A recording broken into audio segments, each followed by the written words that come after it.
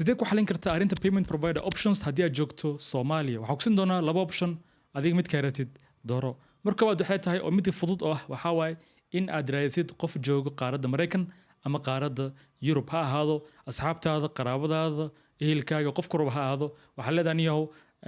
iga saaciday in aan maaragtay aan isticmaalo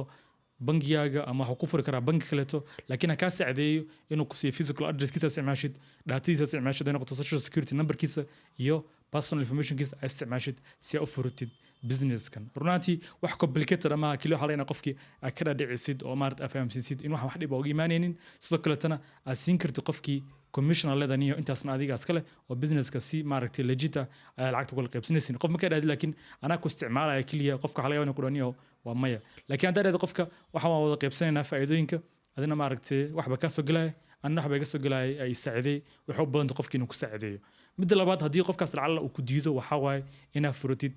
LLC so waa maxay LLC waxa waaye inaad ka furatid company aad ka register gelisid waddan koroba ha ahaado wuxuu noqon karaa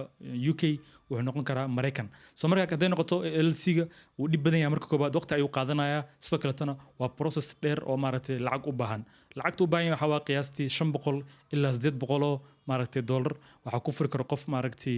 kuwa xajar agency oo furan LLC-ga hadaba baantin LLC furtid waxa ka ii kartaa YouTube-ka sida LLC loo furto maaragtay maadaama aad tahay qof maaragtay non resident ah oo aan Mareykanka degnayn so options kaas labaad xogaa u dhiriyay but those two options ayaa haysataa midka adiga ku fudud ayaad isticmaali kartaa